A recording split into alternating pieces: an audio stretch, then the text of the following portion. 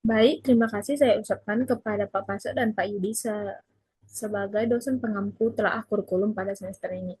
Di sini, pada slide ini telah diperlihatkan judul permasalahan saya itu telaah kurikulum matematika yang judul permasalahan numerasi dasar siswa. Eh, Mungkin saya akan tampilkan permasalahan yang akan saya rujuk pada slide selanjutnya. Nah, sebelumnya perkenalkan nama saya Resya Olivianda Brutaregan dengan akhiran NIM 097 dari kelas 3D. Nah, berikut adalah masalah yang akan saya rujuk pada presentasi saya kali ini, yaitu darurat pendidikan, siswa SMP tidak bisa membaca, pemerintah bisa apa? Nah, latar belakang dari kajian ini adalah munculnya fenomena nyata di masyarakat, yaitu video viral yang menunjukkan siswa SMP dan SMA itu tidak mampu mengerjakan perkalian dan pembagian dasar. Padahal materi tersebut harusnya sudah dikuasai semenjak kita berada di sekolah dasar. Nah, pada permasalahan kali ini, itu menunjukkan adanya masalah serius dalam pembelajaran matematika di sekolah. Adapun permasalahan kurikulum yang ada yaitu yang pertama, asumsi numerasi dasar sudah tuntas. Yang kedua, fokus ke materi bukan kompetensi. Yang ketiga, kesenjangan tujuan dan realita. Nah, permasalahan ini menunjukkan adanya kesenjangan antara tujuan kurikulum dan kondisi nyata di lapangan. Kurikulum mengasumsikan bahwa siswa telah menguasai numerasi dasar, sehingga pembelajaran terus berlanjut ke materi yang lebih kompleks. Akibatnya, siswa tetap naik jenjang meskipun kompetensi dasar matematika belum dikuasai. Kita next ke slide selanjutnya. Nah, adapun tujuan analisis saya kali ini yaitu mengkaji solusi kurikulum yang tepat dan menguatkan numerasi dasar.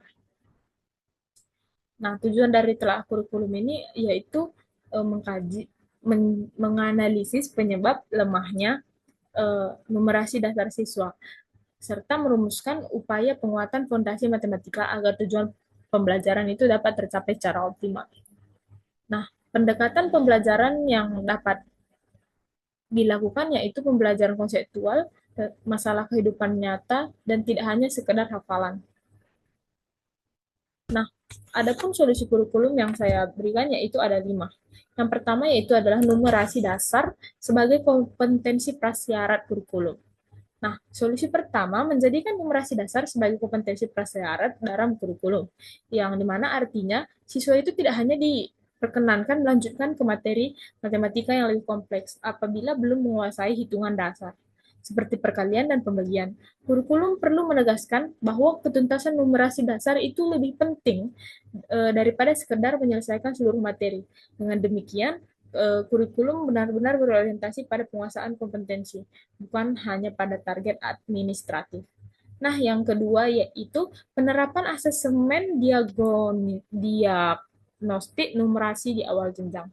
Solusi yang kedua yaitu penerapan asesmen diagnostik numerasi di awal jenjang pendidikan, khususnya di awal kelas 7 SMP dan kelas 10 SMA. Asesmen ini bertujuan untuk memetakan kemampuan numerasi siswa secara nyata. Hasil asesmen tidak digunakan untuk penilaian akhir, melainkan sebagai dasar penyusunan strategi pembelajaran, seperti pembelajaran berdiferensiasi dan program remedial. Dengan asesmen diagnostik, kurikulum akan menjadi lebih adaptif terhadap kondisi siswa.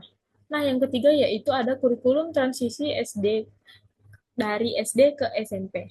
Nah, solusi yang ketiga ini adalah penerapan kurikulum transisi numerasi dari SD ke SMP. Kurikulum transisi ini bisa dilaksanakan pada minggu-minggu awal di pembelajaran waktu kelas 7 dengan fokus pada penguatan numerasi dasar. Tujuan dari kurikulum transisi ini adalah untuk menjembatani perbedaan capaian pelajar yang berasal dari latar belakang sekolah yang beragam, sehingga semua siswa memiliki fondasi matematika yang relatif setara. Nah, yang keempat itu ada fleksibilitas waktu belajar dalam kurikulum. Nah, solusi yang keempat adalah memberikan fleksibilitas waktu dalam belajar pada kurikulum. Kurikulum itu seharusnya tidak terlalu kaku dalam pembagian waktu pembelajaran setiap materi. Guru-guru juga perlu diberi keleluasaan untuk memperpanjang waktu pembelajaran numerasi dasar.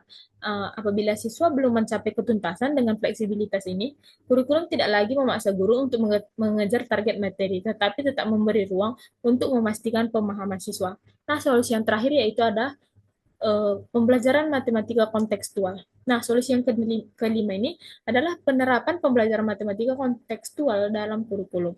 Konsep perkalian dan pembagian perlu dikaitkan dengan situasi nyata yang dekat dengan kehidupan siswa, seperti kegiatan jual beli, pembagian barang, penghitungan waktu, dan aktivitas sehari-hari lainnya. Dengan pendekatan kontekstual ini, siswa tidak hanya menghafal prosedur, tetapi juga mengerti makna matematika secara lebih mendalam.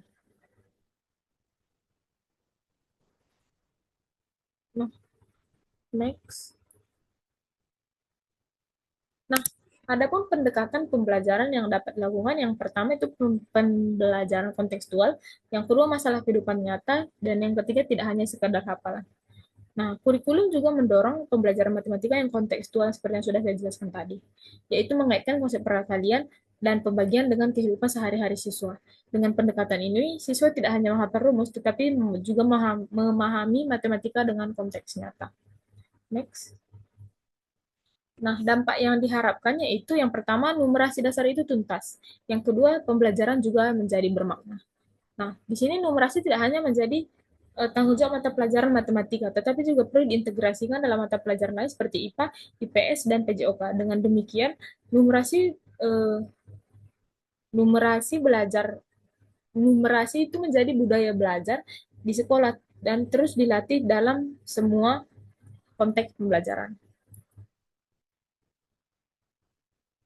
Nah, kesimpulannya adalah penguatan numerasi dasar melalui solusi kurikulum yang tepat diharapkan mampu meningkatkan kemampuan matematika siswa secara berkelanjutan.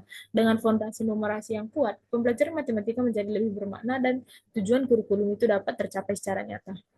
Nah, sekian yang dapat saya sampaikan mengenai masalah eh, lemahnya penguasaan perkalian dan pembagian atau numerasi dasar pada siswa dan SMP di SMA. Sekian dan terima kasih.